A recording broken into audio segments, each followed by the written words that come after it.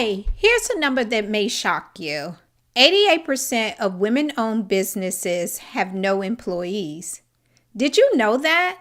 Most women founders are operating alone, wearing every hat, carrying every responsibility, and managing every crisis. That context matters. It explains why so many women founders feel stuck. I'm breaking down the 7 biggest mistakes that are draining your profit, your peace, and your long-term potential. Hey there. Welcome to the From Chaos to Clarity podcast. If you don't know me by now, I'm Michelle McNair, your host, business strategist, and founder of Nexus Management Solutions. Let's talk about why the grind has to go.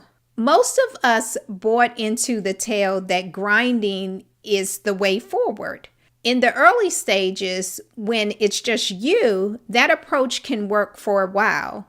But over time, it leads to exhaustion, not growth. I'm not telling you not to work hard. I'm telling you to work smarter. If every decision, task, and follow-up runs through your head, then you're your business's walking operating system. Businesses don't scale on exhaustion. They scale on structure.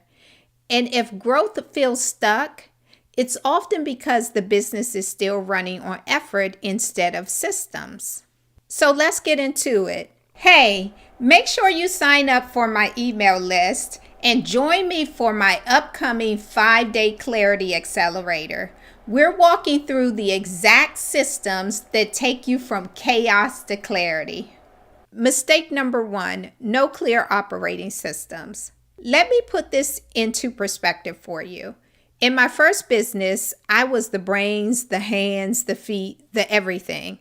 If you needed something, a file, a client update, a password, a follow-up, it was all on me. I was the walking operating system for my business. Every task felt like a mini scavenger hunt. Where did I save that template? Did I already send that invoice? Wait, did I confirm that client's call? Yeah, I was running my business on memory and not on processes. I was also running myself into the ground. And I thought I was being super efficient because I could remember it all. I was fast, or I could just figure it out. But being fast or able to just figure it out on a whim is not sustainable or scalable. It's called the hustle or hustling. The real problem was I wasn't running on process. I was running on memory. And that might work in the beginning, but the minute you try to grow, hire, or step away to unplug, that's the moment you realize all of your grind will come to a screeching halt if you're not there. And that's how you can tell if you're the walking operating system in your business. When clear systems are missing, this is what usually starts to happen. You burn time on repeated tasks. You recreate processes from scratch over and over again. And you stall growth because no one else knows how anything actually works because it's all in your head, the walking operating system. Let me give you a quick client example.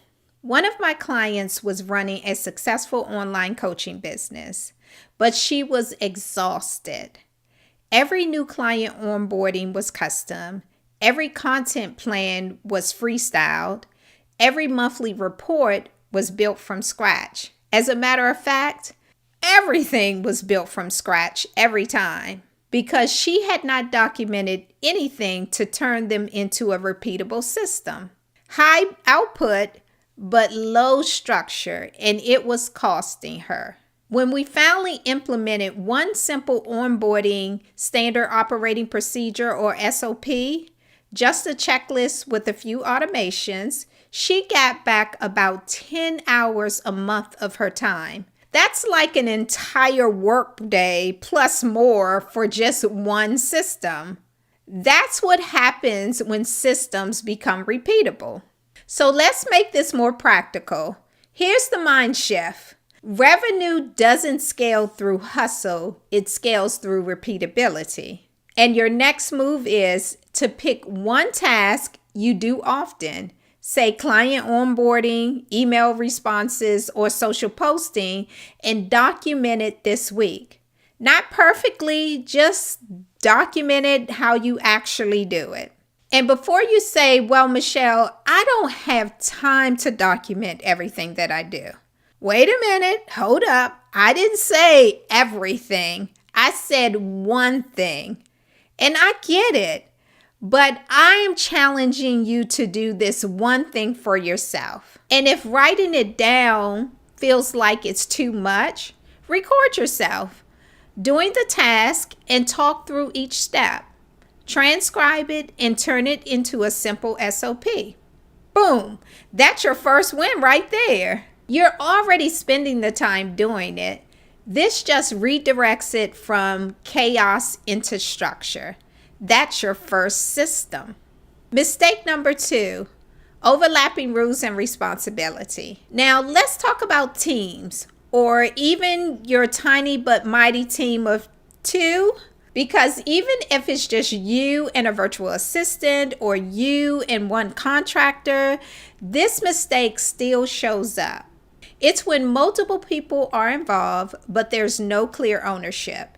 Everyone is doing parts of the work in their own way without visibility into who's responsible for what or where things stand. Let me break this down.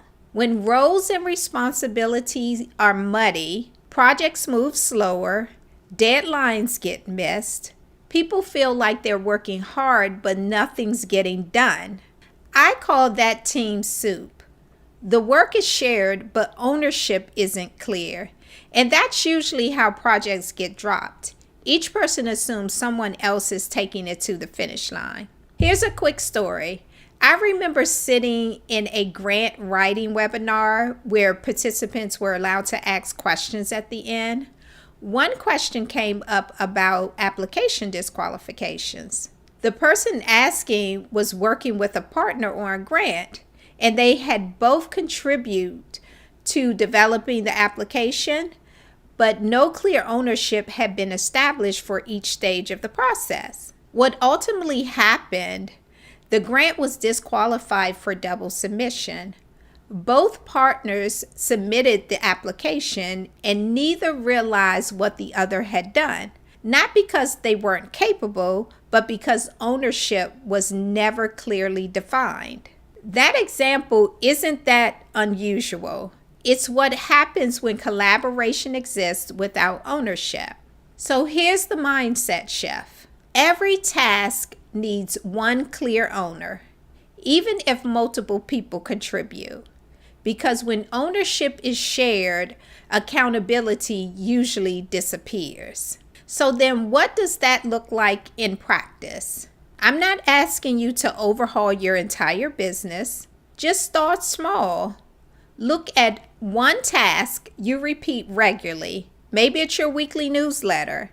Ask who writes it, who formats it, and who hits send. Assign clear ownership at each stage. That's how accountability gets created. And if you're working solo, you might be thinking, well, it's just me. Who am I assigning ownership to? And that's exactly why this matters. Because right now, you're thinking like a sole proprietor. When you're the only one doing the work, you still need to separate roles from people. Document the role as if someone else will take it over later. That way, when you're ready to delegate, you're not starting from scratch. You already have the system in place. You just need to execute it. Now you're operating like a CEO, Chief Executive Officer. Hey there. If you felt seen today, this space is just for you. Subscribe to my channel so you can stay updated. Drop a comment, ask a question, and share this episode with another woman who may need to hear it. If you're ready to take action right now, grab my resource, The 7 Profit Draining Mistakes Keeping Women Business Owners Stuck. The link is waiting for you in the description below. And if you want to go deeper, hop on my email list. Because real strategy doesn't live in your feed, it lives in your inbox. That link is in the description below as well. Also, get on the list for my upcoming 5-day Clarity Accelerator. We're walking through the exact systems that take you from chaos to clarity. You've been listening to the From Chaos to Clarity podcast with Michelle. Remember, chaos doesn't have to be your norm. Structure creates freedom, growth builds momentum, and leadership changes everything. Let's go get it.